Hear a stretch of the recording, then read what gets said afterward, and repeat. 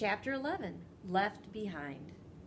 Marvin tried to dive out of sight, but before he could even register what was happening, he felt a blow so forceful that it sent his entire body hurtling through space. He was upside down, turning in midair, the room a blur around him. He bounced off something hard, a wall, a bookshelf, who could tell, and crashed to the floor, where he lay on his back, legs waving. "Where is he?" James cried. "It's okay, I brushed it off," Christina said reassuringly. "But that was the strangest thing. It was right by your neck, under your collar. And in the winter, too. Ugh!" "But where did he go?" Marvin couldn't see anything from his inverted position. He pedaled his legs frantically, trying to heave himself upright. "I have no idea," Christina said. "On the floor somewhere. It's probably dead." "What?" Marvin heard James's sneakers on the wood nearby. "Take it easy, buddy," Carl said. "It's only a bug." Marvin was afraid he'd seen, afraid he'd be stepped on, but there was nothing more vulnerable in the world than a beetle on its back. He twisted and turned, desperately trying to flip himself. This was something he and Elaine had practiced at home, with varying degrees of success. He was much better at it than Elaine, he reminded himself, summoning his last shred of strength. Fortitude, he thought grimly. With a mighty heave, he threw himself over. He landed on his belly and ran across the floorboards under the table, out of sight. Phew! From the shadows, Marvin could see 4 pairs of shoes. James's were anxiously jittering. Carl crossed the room toward the door. "Let's go, James. We barely have time to see the rest of the exhibit." James stayed where he was. "But, come on, buddy." Christina's black pumps tapped across the floor to James's sneakers. "Do you want to take the book with you?" "No," James burst out, then added quickly, "I want to do it here. Is that okay, Dad? Can we come back tomorrow?" "He doesn't want to leave me," Marvin realized gratefully. "He's making sure he'll have to come back."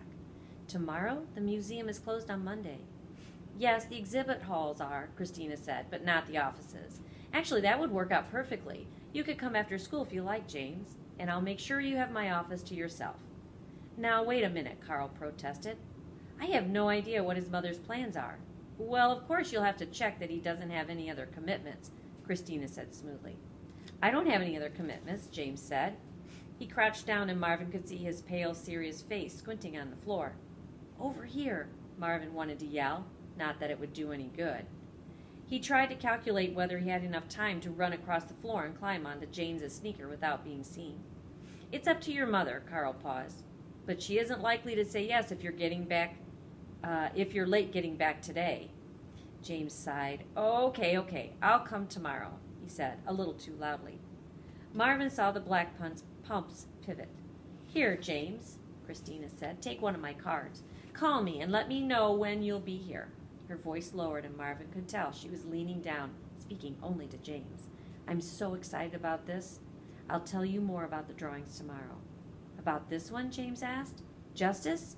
"Yes, and the others." Marvin saw Denny's shoes move to the door.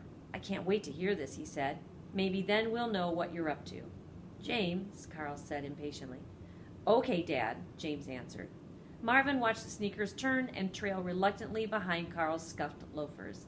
All 4 pairs of shoes drifted into the hallway. The light went off and the door closed with a thud.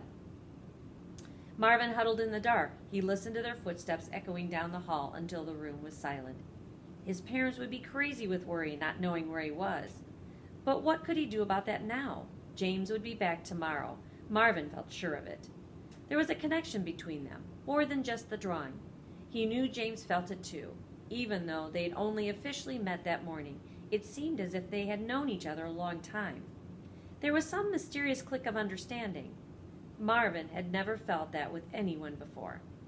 He crawled out from under the table and climbed one of its massive wooden legs.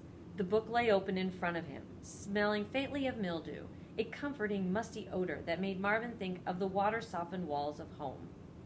He crept across its satiny pages and stopped at the edge of the Justice drawing.